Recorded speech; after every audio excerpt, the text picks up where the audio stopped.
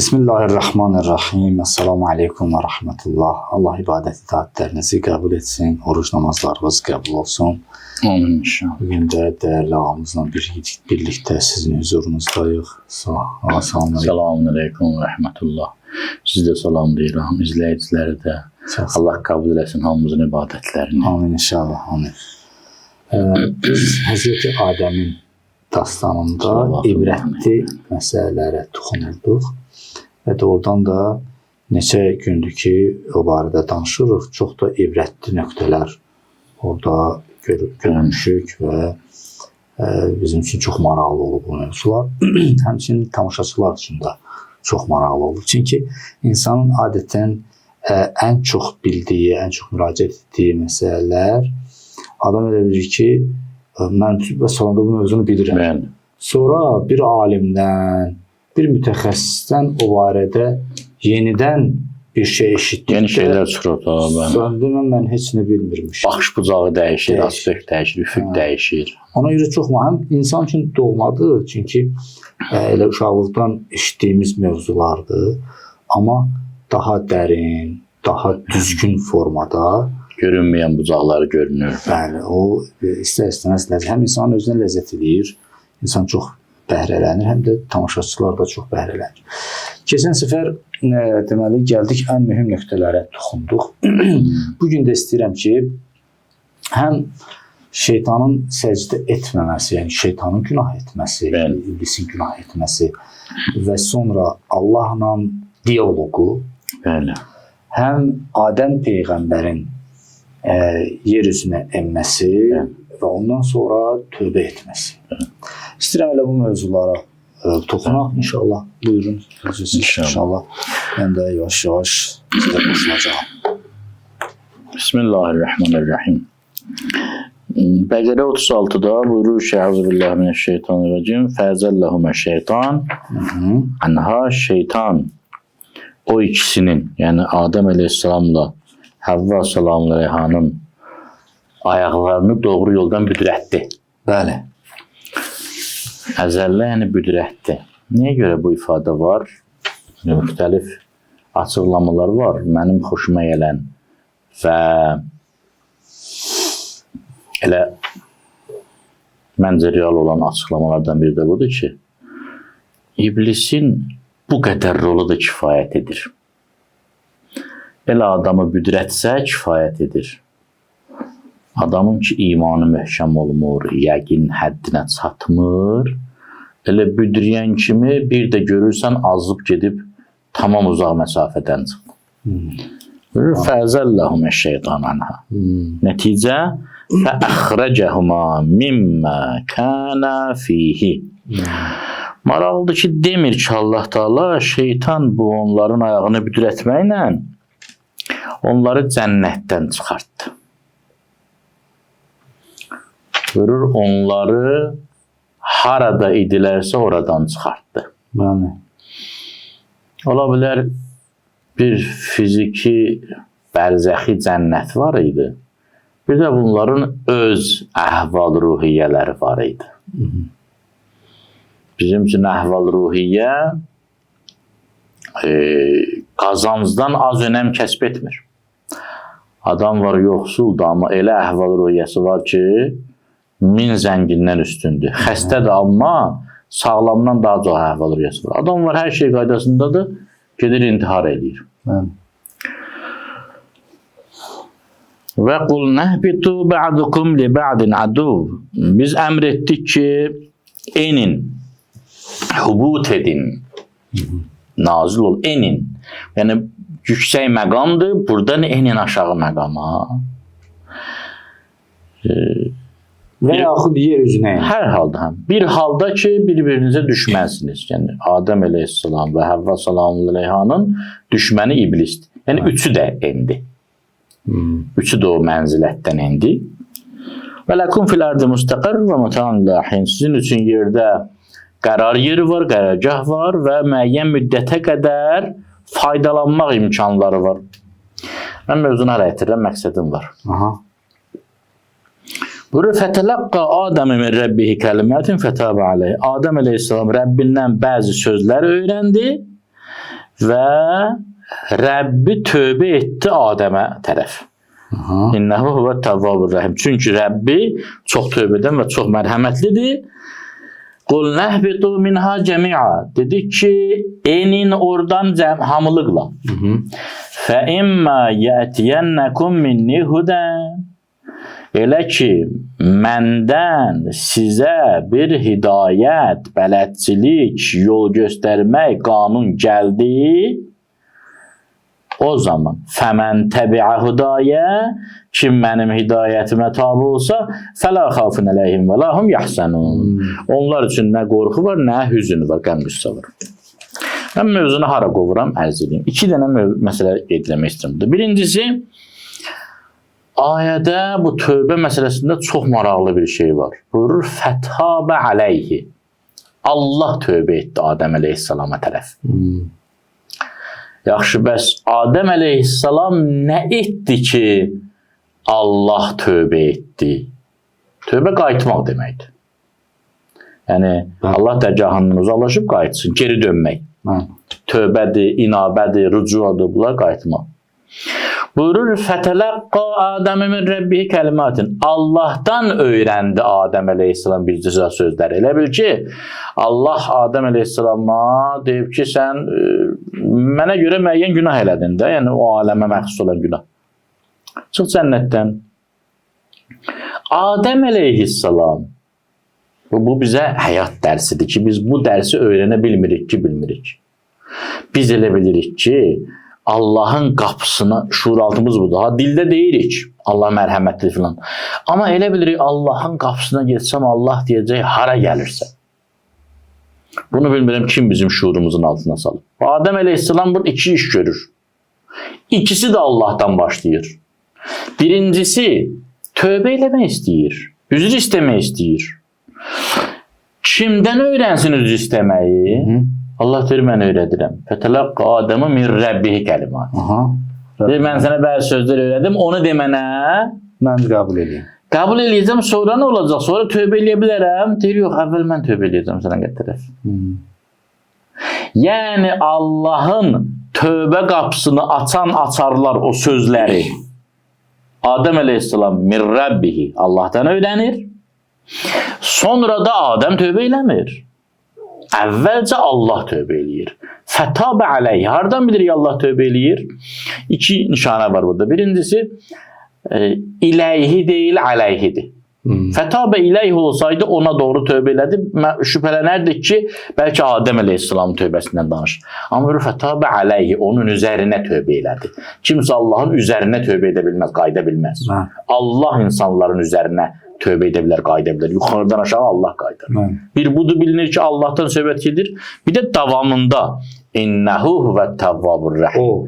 Çünki o, həqiqətən çox tövbə edən, çox mərhəmətlidir. Ümumiyyətlə, innə ifadəsi Quran-ı Kərimdə təfsir alimlər buyururlar, harada innə gəldisə, adətən əvvəlki cümlənin səbəbini bildirir. Məsələn, deyirik, Bismillahirrahmanirrahim. Mərhəmətli və bağışlayan Allahın adıyla başlayır. Mehriban Allahın adıyla başlayıram. Və bihi nəstəin. Və ondan kömək istəyirəm. Sual, niyə? İnnehu xeyru nasirin və ma'in. Çünki o, ən yaxşı köməkçi, ən yaxşı yardım eləyəndir. Fətələqqa Adəm min Rəbbihi kəlimatin. Sonra Adəm Rəbbindən bir sizə kəlmələr öyrəndi. Fətabə aleyhi. Allah ona doğru qayıtdı. Niyə? Niyə Allah qayıdır? Niyə Adəm əleyhissalam yox, Allah qayıdır? İnnehu və təvvabur rəhim. Çünki Allahın işi qayıtmaqdır. Allahın işi barışmaqdır. Allahın işi bəndəni himayə götürməkdir. Hacı, bu Allahın xüsusiyyəti. Bəziləri elə bilir ki, necə yəni Allah tövbə eləyir, Allah birinci öz rəhmətini verir o insana. O gücü, o enerjini ötürür insana. İnsan ondan sonra tövbə eləyə bilir. Və eyni ifadə Quran-ı Kərimin digər yerlərində də var. Məsələn, Təbuk müharibəsi ərəfəsində orada o 3 nəfər ki, Allah buyurur, onları mən bağışladım. Peyğəmbərə qoşulmamışdılar, getmədilər cəbhəyə. Onlara Allah cəza kəsdi. Sonra onlar danışmadılar bir-birinə, heç kəs də onlarla danışmadı falan. Orada Allah təbarək və təala buyurur ki, "Thumma taballahu aleyhim liyetubu. Allah onlara tövbe etti ki onlar qayıda bilsinlər. Yəni onların tövbə etmə yolunu Allah öz tövbəsi ilə açdı. Eyni ifadə. Orada da səbəb Bəli. Orada nə deyir sonra? Yox, səbəb nə idi? Peyğəmbər onlardan soruşdu ki, necə oldu ki, yəni neçə gündür siz səhrada qalmısınız, tövbəniz qəbul olmur filan. Necə oldu ki, indi qəbul oldu? Onlar dedilər ki, biz orada başa düşdük ki, həmən gecə başa düşdük ki, Allahdan başqa sığınacağımız yoxdur. Yəni şuuraltımıza o daxil oldu artıq. Əslində bilirdik, amma o bilmək başqa, yaşadıq onu. Dərk etdik. Təsəvvürlə Peyğəmbər üz döndərib, insanlar üz döndərib, hamı üz döndərib, heç kəs danışmır. Kimimiz qaldı, hara gedək? Allahdan başqa. Ona görə orada da buyurur ayədə: "Və zənnu əllə məlcəə minallahi illa iləh." Yəni bu zənni burada yəqin yəqin etdik ki, Allahdan başqa sığınacaq yoxdur. Ondan sonra Allah buyurur: "Summa taballahu aleyhi liyetub." Yəni Adəm əleyhissalam da o məqama çatdı yəqin ki, gördü ki, başqa çarə yoxdur. Onda Allah Taala Hacı, Adəmin orada o kəlmələrin nə olması ilə bağlı təfsirdə müxtəlif versiyalar var. Bəziləri ki, məsələn, Əraf surəsində ki, Allah Taala Adəmin necə tövbə etməsini, necə tövbə etməsini orada gətirir. Bəziləri deyir ki, o kəlmələr həmən sözlərdir. Məsələn, onu oxuyuram ayəni, buyurur ki, deməli Əraf surəsinin 23-cü ayəsidir. Qala yəni Adəm və Həvvadır. Həm Adəm, həm Həvva. Üzr istəyirəm, burada həm də bir şey üzə çıxdı. Biz ki o gün dedik Həvva salamlayan tövbəsi var Quranda yox? Bəli, var. Hər ikisi dedilər: Rabbana zalamna anfusana. Biz özümüzə zülm etdik. Və illəm təğfir lana və tərhamna. Əgər bizi bağışlamasan da rəhm etməsən, lənəkunənnə minəl xasirin. Ziyankarlardan olarıq. Şübhəsiz. İndi bu sözüdü Adəm Rəbbindən öyrəndi, yoxsa başqa ifadələr? Çünki burada burada incə bir nöqtə çıxır. O nədir? Burada Allah Təbarək və Teala demək olar ki, bir səhifə, ondan əvvəlki səhifə, sonraki səhifədən də bir neçə Həzrət Adəmin dastanını həsr eləyir. Burada iblisin danışmaları, filanları hamısını gətirir. Gəlir ki, mən Adəmə dedim, sən və zövcən gir cənnətə daxil ol. Nə var da şeytan sizi oradan çıxartsın, o sizi qəbul eləsin, abınızı aparsın filan. Hamısı amma deyir ki, bəs şeytan yalandan and içdi onlara filan. Onlar da ağacdan daddılar və ayıb yerləri görünməyə başladı. Onlar utandılar. Cənnətin ağacların o yarpaqlarını götürdülər. Yaxsifani aleyhim. Başladılar özünə örtməyə filan. Allah buyurur ki, bəs mən sizə deməmişdimmi mən sizi bu ağacdan çəkindirməmişdim. Və deməmişdimmi şeytan sizin açıq-aşkar düşməninizdir. Sonra buyurur, onlar dedilər, biz özümüzə zülm etdik. Və əgər bizi bağışlamasan və rəhm etməsən, biz ziyankarlardan olarıq. Qaləhbitu bə'azukum bidazinadur. Burada Allah, yəni orada Allah münasibət bildirmir onların sözünə ki, mən qəbul etdim yoxsa yox. Burada dərhal nəticəni deyir. Yox, burada dərhal deyir ki, Allah buyurdu ki, enin yerə. Amma demir, mən qəbul etdim. Burada isə başqa ifadədir. Bəqərə surəsi. Deyir ki, Allah qayıtdı. Amma burada demir onu. Çox maraqlıdır. Yəni bunu hələ Adəm cənnətdəykən, Allahla diyaloqdaykən burada belə çıxır ki, o sözü deyib. Ki, ilahi, məni bağışla. Biz bağışlamasan ziyankarlardan olaraq. Amma Allah isə demir bağışladım. Deyir ki, enin, gedin orada yaşayın filan. Ta ki, burada Bəqərədə buyurur ki, Adəm öz Rəbbindən bir neçə kəlməni öyrəndi ki, Allah onu bağışlasın.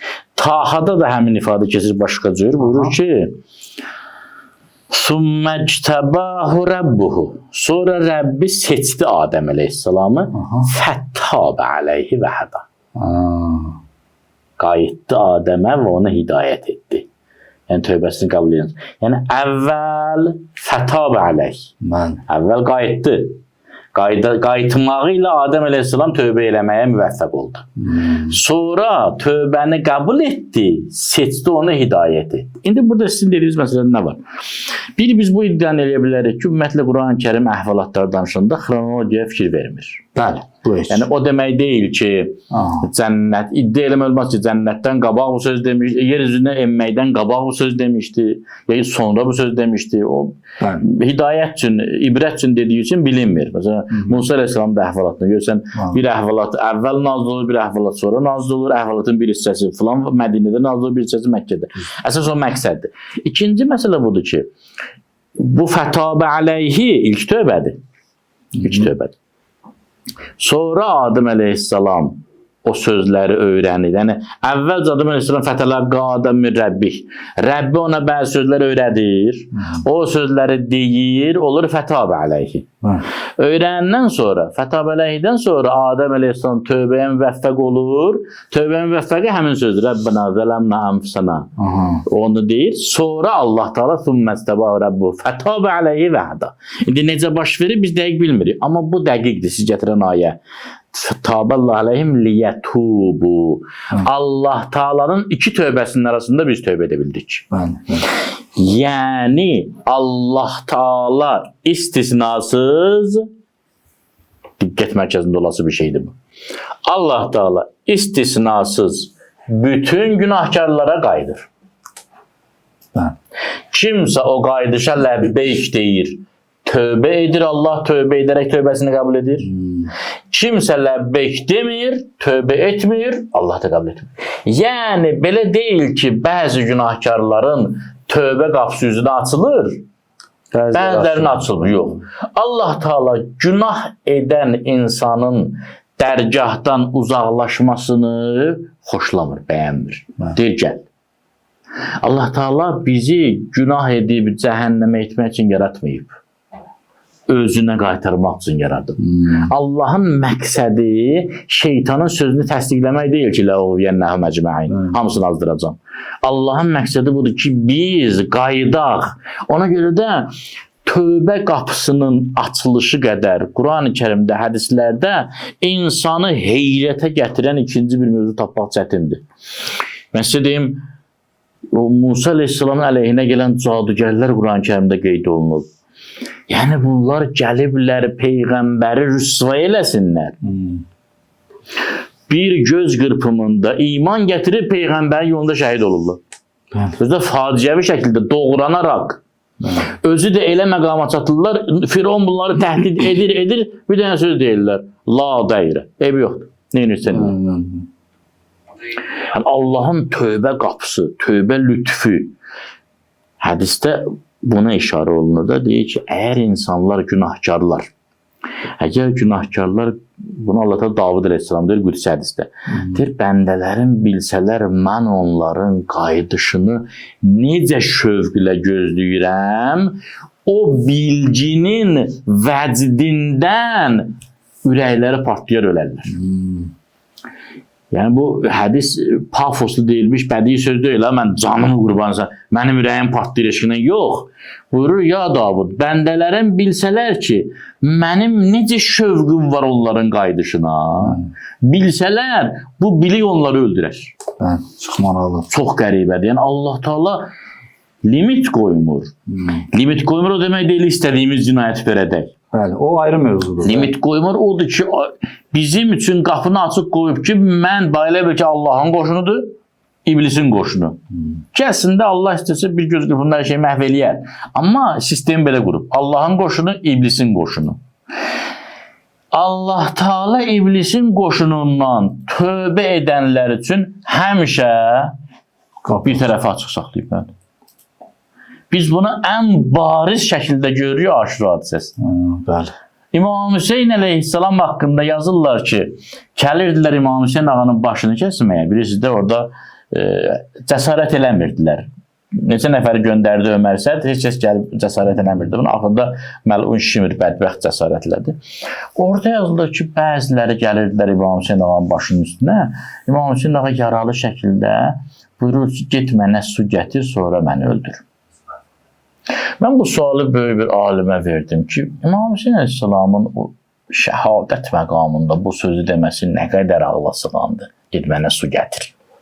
Suyu içib nə edəcək? Onsuz demək gedir də cənnətə. Çox gözəl açıqlama verdi. Buyurdu ki, İmam Hüseyin əleyhissalamın ruhu bədənini tərk edənə qədər o ümmətin imamı idi, xalqın lideri idi, mənəvi lideri. O istəyirdi ki, onu qətlə yetirməyə gələn şəxs imam qatili olmasın. Bəlkə gedib su gətirənə qədər fikir dəyişər. Bəlkə gəlməyə. Bu qədər günah eləyib, daha bundan sonra etməyə. Gözəl. İmamı gözəl ifadə. Bəli, daha sona qədər rəhmət imamıdır ki, bu qədər bədbəxt olmasın da dahi. Yəni bu da Şimr kimi adlanmasın, Sinan kimi, nə bilim, Hərmələ kimi adlanmasın. Bu Allah Taala'nın da qapısı son ana qədər açıqdır insanların üzünə. Yəni belə deyil ki, adam desin ki, mənim də günahım elə həddə çatıb ki, daha mənim kitabım bağlanıb. Bir əhvalat yadıma düşdü. Bir nəfər İmam Cəfər Sadiq əleyhissalamın səhabələrindən imama sual verdi ki, mənə çox maraqlıdır. Bugün Allah Taala'nın ən əziz bəndəsi və ən xoşlamadığı bəndə kimdir? İmam buyurdu, get gir bazara. Bugün bazara ilk daxil olan adam Allahın ən xoşlamadığı bəndədir. Və axşam ən son bazardan çıxan şəxs Allahın ən çox sevdiyi bəndədir. Kişi də səhər sübhdən gəldi, bazar elə açılmayıb. Gözlədi, gördü ki, bir qoca kişi gəlir, əli ilə də bir körpə uşağın əlindən tutub, nəvəsi ilə. Kişi fikirləşdi, görəsən bu qoca nə günah eləyib ki, Allahın ən sevmədiyi bəndədir. Allahın nifrət etdiyi bəndədir. Bazarda vaxtını ötürdü, axşama kimi. Axşam gözlədi ki, sonuncu bazardan çıxan şəxs kim olacaq? Baxdı görə yenə həmin kişi. Başlıqlı gəldi İmam Sadiq əleyhissalam huzuruna ki, ağa bu necə oldu? Eyni adam bugün həm Allahın ən pis bəndəsidir, həm yaxşı bəndəsi. İmam burada o kişi çox fasik kişi idi. Çox günahkar adam idi. Çox günah eləmişdi. Amma bazardan çıxanda nəvəsi ilə bir söhbəti oldu. Allahın çox xoşu gəldi o sözdən. Ona görə onu bağışladı, ən əziz bəndəsi oldu. Nə söhbət oldu? Bazardan çıxanda o nəvəsi ona dedi ki, baba, bizim evdən böyüyü var. Dedi, bəli, bala, var. Bizim şəhər. Baba, bizim şəhərdən də böyüyü var. Bəli, var. Bizim ölkə. Baba, ölkəmizdən böyüyü var. Bəli, bala, var. Bizim dünya. Baba, dünyamızdan böyüyü var. Bəli, bala, göylər, kainat, kosmos. Baba, kainatdan, kosmosdan da böyüyü var. Baba deyir, bir dənə ah çək, dedi ki, bəli, bala, var. Baba, nədir kainatdan böyük? Dedi, bala, babamın günahlarıdır. Dedi, baba, sənin günahlarından da böyüyü var. Dedi, kişi güldü, dedi, bəli, bala, var. Allahın rəhməti mənim günahımdan da böyükdür. Bu təfəkkürü Allah bizdən istəyir. Ona görə bəzi hədislərdə var ki, bir adam ki, çox tez-tez ibadət eləyir, mütəmadi, hər şey qaydasındadır. Saat kimi işləyir ibadət vaxtları. Allah hərdən onun ibadət vaxtını oynadır yerindən. Məsələn, yuxuya qalır. Niyə? Çünki hər gün eyni vaxtda sübh namazını qılanda bu adam çox da kəbir eləyirdi öz-özündən. Ucub gəlirdi ki, əzanın vaxtını ötürmürəm. Bir dəfə gecikdirir, gün çıxana az qalmış bir dəhər qılır və içində bir sınma olur ki, ay Allah, nə oldu, mən niyə yatıb qaldım ilahi, nə günah eləmişəm, ay Allah, üzr istəyirəm, o üzr istəyirəmdən yaranan o peşmançılıq, sınma, təvazökarlıq, kövrəlmə, riqqət onu təmizləyir, o qürur ki var, yalancı qürur, mən namazı vaxtında qılır, onu pozur, onun ruhunu saflaşdırır. Ona görə də Allah Taala'ya bəndənin tövbəsi, açıq-aşkar Quranda buyurur ki, çoxlarını mən maddi sıxıntıya salıram, mənəvi sıxıntıya salıram ki, ağlaya-ağlaya gəlsin qapıma, küsüb məndən, mənim bəndəm mənimlə söhbət eləməkdən qaçır.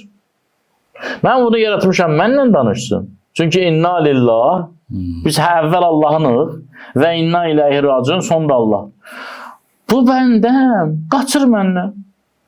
24 saatın 10 dəqiqəsini mənimlə danışanda əsnəmə tutur bunu. Allah o zaman vurur bunu. Ağlaya-ağlaya gəlir Allahın qapısına. Ağlaya-ağlaya. Mən bayaq iftarda bir şəhid ailəsinin iftar süfrəsini dedim. Orada şəhidin atasında da dedim. Amin inşallah. Sabahda Xocalı soyqırımı günündə Allah rəhmət eləsin. Orada məzlum şəhid olanlara, Allah qatillərinə, zalimlərə lənət eləsin. Allah xalqımıza bir də belə müsibət göstərməsin. Orada şəhidin atasına dedim ki, heç kəs sizin kimi yaşamayıb bu halı. Çətindir valideyn üçün, gənc övlad dağı. Amma Allah Taala elə bil ki, sizin üçün başqa bir qapı açıb öz dərgahına. Yəni, övladınızın şəhadət qapısı bir tərəfdən əlavə bir imtiyaz verib sizə. Siz artıq axirətlə dostlaşmısınız. Canınızdan bir parça gedib ora, elə bil ki, sizə bir yol açıb orada. Doğmalaşıb o biri dünya sizin üçün. Bu dünyanın ləzzətləri yenə var sizdə, amma söndürüb. Onun alovunu azaldıb biraz. O necə məsələn, o məhrəm naməhrəm ayəsində deyir, "Qul lil mu'minina yaguddu min absarihim və qul lil mu'minat yagduddna min absarihinna." Mömin kişilərə denən ki, qadınlarla üzləşəndə baxışlarını qıssınlar. Yumsunlar yox, gözlərini yumsunlar yox. Yəni, alanı daraltsınlar, az yeri görsünlər, yolların görsünlər, lazım bir obyekti görsünlər. Qadınlara denən ki, belləsinlər. Burada da belədir ki, elə bil ki, yeni dünyanın ləzzəti bu ata-ana da var. Amma əvvəl kim deyil. Artıq başa düşür ki, bu ləzzət gedəsidir. Artıq bir tərəfində bu axirət aurası gəlib. Bu bir lütfdur Allah Taala'dan. Allah heç kəsə belə müsibət göstərməsin. Amma bəzən insan Allahdan tələb edir bunu. Moizə xeyri yoxdur. Nəsihət xeyri yoxdur. Gündə bir nəfərin ölümünü Allah göstərir, buna xeyri yoxdur. Axırı vurur bir tərəfindən, onda görsən ki, ayıldı biraz, oyandı. Bir də əgər söz icazə versə başqa bir şey. Baxın, niyə görə bu axıra qədər ayələri oxudum? Allah Teala buyurdu ki, ve kulna ya Adem uskun ente ve zavcikal cennet. Biz dedik ki Adem, sen de yoldaşın da selamun dahil olun, sakin olun cennette. Ve kulla min haragaden haytı şeytuma.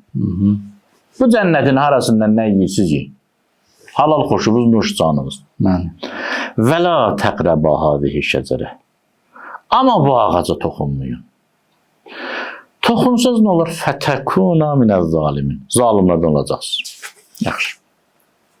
Nəticəni də gördülər. Fəzəllahumə şeytan. Allah çıxartdı cənnətdən. Tövbə elədilər. Allah yenə buyurur. Qul nəhbitu minhə cəmiyə. Enin yerin. Fəmmə yətiyənnəkum minni hudən. Mən sizə qanun göndərəcəm. Amma minni hudən. Mənim qanunum.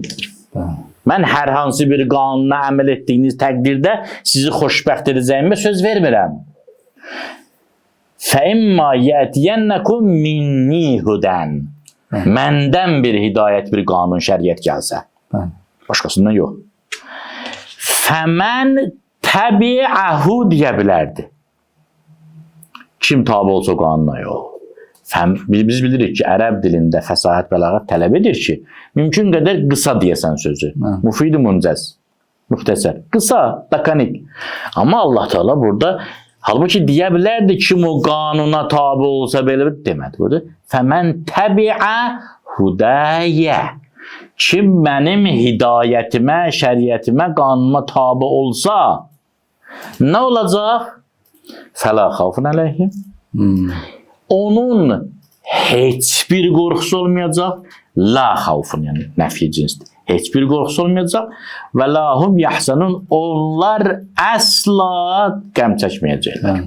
İki məsələni qeyd etmək istəyirəm. Birincisi, cənnətdən yemək məsələsində də Allah Teala qanunu qoydu. Diqqət. Adəm və Həvva salamullahi əleyhimaya demədi cənnətə toxunmayan. Yeyin için gezin. Bir ağaca dəyin. Bizə nə deyir? Pul sənin xərcdə, xumsunu ver. Zəkatını ver. İstədiyin yeməyi ye, donuz əti yemə. İstədiyin içkini iç, şərab içmə. Evlən, zinə eləmə. Lətifə danış, söhbət elə, qeybət eləmə. Yəni, Allah təbarəkə və təala əgər bizi atsaydı bu dünyaya, desəydi ki, bax, bəziləri Allah haqsızlığa susluyur ki, mənə nə lazım idi bu qanunlar, niyə bu qədər çətin eləyib filan, gəl görə çətin eləyib ya yox. Allah təala desəydi ki, bu dünyada şəhvətimiz olacaq, ehtirasımız olacaq, qəzəbimiz olacaq, amma icazəniz yoxdur bunları heç vaxt işlədəsiz. Onda adam deyərdi ki, ilahi, yoxdur bunları mənə niyə vermirsən? Niyə mənə zülm eləyirsən? Niyə mənə cəfa eləyirsən? Amma Allah Taala deyir, şəhvət sənin, ehtiras sənin, iştah sənin, qəzəb sənin, amma burada işlət, burada işlətmə. 80% özvə işlət, 20% mənim üçün sus. Ramazan ayıdır, oruç tut, ilahi məni niyə ad saxlayırsan? Necə ad saxlayıram? Səhər yeməyi ye, axşam yeməyi ye, günorta yeməyi. Yəni Allah Taala elə bir sistem qurub ki, kimsə deyə bilməz ki, ay Allah, niyə Adəmi cənnətdən çıxartdın? Mən cənnəti Adəm əleyhissalama vermişdim. Bir ağac. Adəm əleyhissalamın ona ehtiyacı yox idi ki. Sizin də dünyada bir çox şeylərə ehtiyacınız yoxdur ki, siz yalandan ehtiyac qondarırsınız, şuur altına onu yeridirsiniz, vərdişə çevirirsiniz, mələkə olur, xislət olur, fəsli müqəvvim olur, səni təşkil edən bir parça olur, sonra deyirsən, bunu günahsız yaşaya bilmərəm. Sənin bu günaha ehtiyacın yox idi ki. Özümüz yaratmışıq. Sən uşaqlıqda atan, əmin, dayın səni zorla içki içdirəndə, sən mədən qaytarırdı onu. Sigareti başlayanda sənin ağciyərin qaytarırdı onu, sən məcbur elədin, illərlə onu öyrəşdirdin o qidalanmağa, indi deyirsən ki, necə tərk edin? Nəyi necə tərk edəsən? Sən eləmirsən bu sənin ehtiyacın deyildi ki. Əslində, Adəm Peyğəmbərin əhvalatında ən yaxşı ibrətlərdən biri də həmən sizin qeyd etdiyiniz nöqtədir. Yəni, Adəmin cənnəti və Allahın ona verdiyi nemətlərlə haram olunmuş ağacı müqayisə edəndə bir budur, yüzlərlə odur. Halalla haramın müqayisəsi də əslində nisbətidir. Yəni, bu dünyada da əslində Allahın halalları ilə haramının nisbəti o cənnət meyvələri ilə ağacın nisbəti qədərdir. Yəni, çox şey halaldır, çox şey halaldır. Haram əslində elə yenə də o bir ağacdır. Yəni, dünyada nə qədər haram var, yəni, nə qədər halal var. Amma harama baxanda nə qədər bu yalançı ehtiyaclara görə böyük təfsir aliminin çox gözəl bir açıqlaması var. Deyir ki, eyni şəxsi təsəvvür eləyin.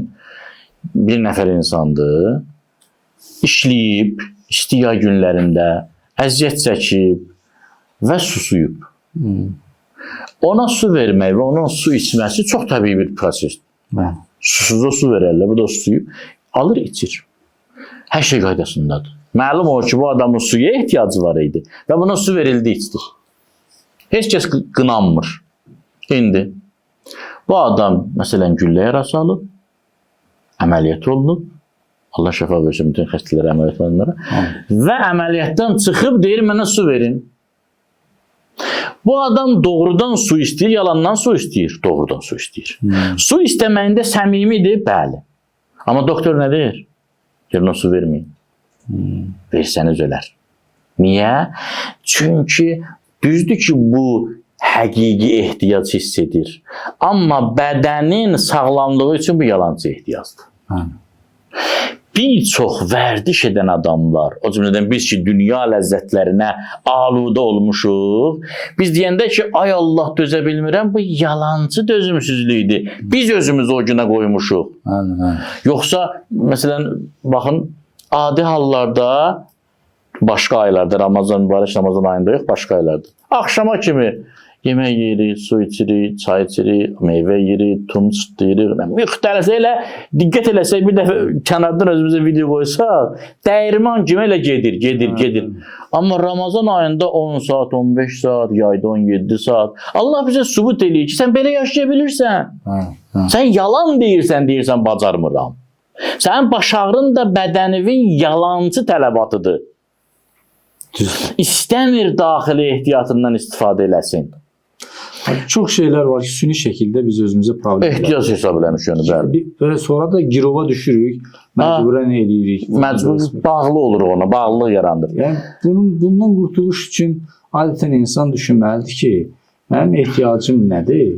Bəli. Bir də bunun sonrası var da. Nəticəsi nə olacaq? Nəticəsi nə olacaq? Və bir də mən həqiqətən də Allaha cavab verə biləcəyim yoxsa yox. Və bu nemətin cavabını verə biləcəyim yoxsa yox. Bunların hamısını düşünəndə insan özünə qayıdış eləyir onda. Və sonra yolda oradan başlayır elə özünə qayıdışda. Heç bir bəhanəmiz yoxdur. Yox. Heç bir məntiqimiz yox. Dünyada bir dənə su, bir dənə də xurma olsa kifayət, əslində. Yəni insan ölməyəcək. İnsan acından ölməyəcək. Və bolluca Allah nemət yaradır. Əslində bir çox şeyləri də yenə də biz özümüzə haram etmişik. Bəli. Allah əslində hər şeyi təmənnası yaradır. Biz insanlar onu adətlər, filanlar, ruzilər məsələn balıqdır, məsələn götürürük gündəlik yediyimiz şeylər. Allah bolluca yaradıb, quşdur, balıqdır, filandır. Hər kəs öz ehtiyacı olduğu qədər istifadə edə bilər. Gedib istifadə etsə, nə balığın dənizin balıqları tükənir. Amma yığıb ambar eləyir. Xəzinə eləyir, depo eləyir. Nə quşlar azalar.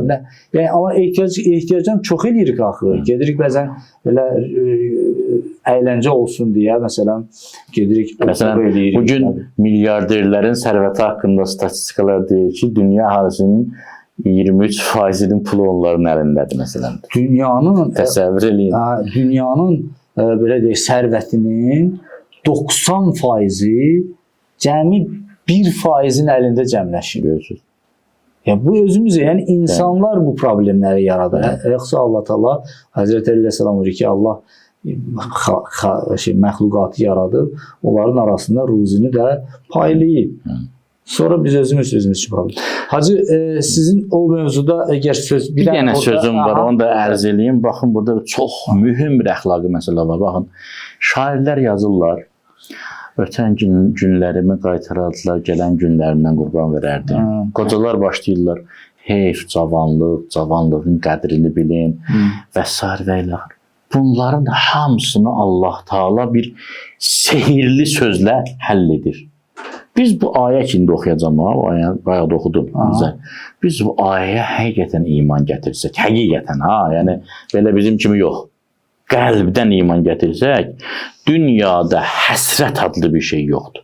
Peşmanlıq adlı bir şey yoxdur. Baxın, fəmən təbiə hudaya. Kim mənim dediyim kimi yaşasa? Yəni Allahın dediyi kimi yaşamaq nədir? Dünyadan məhrum olmaq qətiyyən. Bəli. Dünyanın ehtiyacımızı ödəməkdən də artıq ləzzətlərinə malik olursan. Amma Allah deyən çərçivədə, Allah deyən qaydayla. Ona adət etdin, öyrəşdin o həyata, heç bir problem qalmır. Əksinə, bu proqramsız həyatın bəlalarından xilas olursan. Yaxşı, öyrəşdin həyatı nə olacaq? Fələ xafun əleyhim və lahim yəhsənin. Nə onlar üçün qorxu var, nə qəmlənirlər. Alimlər buyurur, buradakı qorxu, ümid və qorxu anlamını verən qorxu deyil. O insana lazımdır. O insanın qanadıdır. Ümid, xof və rəca, ümid və qorxu arasında. Bu qorxu qəm-qüssənin qarşısında qorxudur. Yəni nə? Yəni buyurur, insanın iki dərdi var bu dünyada. Niyə bunu etdim, əlimdən çıxdı? Bunun dərdini çəkmək, qəm-qüssəsini çəkmək. Gələcəkdə nə olacaq? Bunun qorxusunu yaşamaq. Buyurur, siz mən deyəni eləyin. Nə keçmişə təəssüflənəcəksiniz, nə gələcəkdən qorxacaqsınız. Mən Allahım sizə söz vermişəm, əmin olun, qorxmayın, vədəmə xilaf çıxmayacaq. Mən Allaham sizə demişəm, tövbəkarın məsələlərini həll edəcəm, əmin olun ki, keçmişin dərdini çəkməyəcəksiniz. Keçmişin qəm-qüssəsi olmayacaq, narahat olmayacaq. Hə. Bu ayə bilirsiniz nə deməkdir? Gözəl. Həyatı bir dəfəlik xoşbəxt eləyən ayədir. Fəmən təbiə hudayı, Allahın hidayətini mayaq kimi önündə tut, bayraq elə əlində, Allah nə desə onu eləyəcək. Vəssalam, nə keçmişin təhlükəsi qalır, səndə nə gələcəyin təhlükəsi. Bəli, gözəl. Vaxtımız tükənib. Heyf. Seyid, orada bir dənə məsələ toxunum. Orada o bir neçə Adəm peyğəmbər öz Rəbbindən bir neçə kəlmə öyrəndi. Rəbbi də ona qayıdış etdi. Bəli. Çünki o çox qayıdış edən və bağışlı rəhimlidir. Bu ayədə onun təfsirində rəvayətlərimizdə var ki, bu bir neçə kəlmə Əhl-i-Beytin mübarək adları idi. Ki əslində Həzrəti Cəbrail, yəni Adəm peyğəmbər deyirlər 40 il ağlayır, deyirlər ən çox ağlayanlardan. Çox tövbə eləyib deməli. Axırda gəlirlər Ərafatda tövbə eləyirlər. Allah orada onların günahlarını bağışlayır və qəbul eləyir tövbələrini ki, Ərafatda indi də kim getsə orada hacda Ərafatda. Ərafat idrak, mərifət yeri deməkdir. Bəli. Orada deyək Həzrəti Cəbrail əleyhissalam gəldi Həzrəti Adəmə buyurdu ki, sən Əhl-i-Beytin adlarını 5 nəfərin adını çəksən, Allaha onların adları ilə təbərrük edib yaxınlaşsan, onda sənin tövbən qəbul olar. Bu rəvayət bizim mənbələrimizdə bəli, səhih rəvayətdir və burada bir şey, indi verilişin sonudur. Bu mövzuya bir dəfə inşallah qayıdarıq. Aləmin harmoniyadan ibarət olması. Yəni Əhl-i-Beyt əleyhissalamın adları Allahın təcəlla isimləridir. Allahın hansı adı Allaha daha əzizdir? Görəsən Həzrəti Muhammed sallallahu aleyhi və səlləmdən daha əziz ad var Allaha? Yəni aləmdə Allahın yaratdıqlarının hansı birisi Peyğəmbərimiz sallallahu aleyhi və səlləmdən Allaha daha yaxındır ki, onun adını çəkək? Bu bəhsi başlasaq biz uzun çəkərik. Yəni əslində istiğfar eləmək elə Peyğəmbərin adını çəkməkdir. Bağışlanmaq diləmək elə Peyğəmbərin imamların adını çəkməkdir. Rəbbənə zələmnə əfsənə fəğfirlənə elə onların adını çəkməkdir. Kökünə gedəndə o olacaq. Baxın, təsadüfi deyil ki, İmam Hüseyin Əsəlamın ləqəbi Əbu Abdullahdır. Yəni, bəndələrin atası. Yəni, necə ki, Yəqub əleyhissalam balaları gəlib atalarını dedilər, istəğfirlənə. Biz də atamız olan İmam Hüseyinə deməli istəğfirlən. İndi bu bəhsə girməyə uzun bəhsdir. Bəli, çox gözəl. Təşəkkür edirik. Mən təşəkkür edirəm. Allah razı olsun sizdən. Çox gözəl mövzulara toxundunuz. Minnətdarıq sizə. Allah'a emanet olun, özünüzdən muayət olun. Allah qəbul etsin.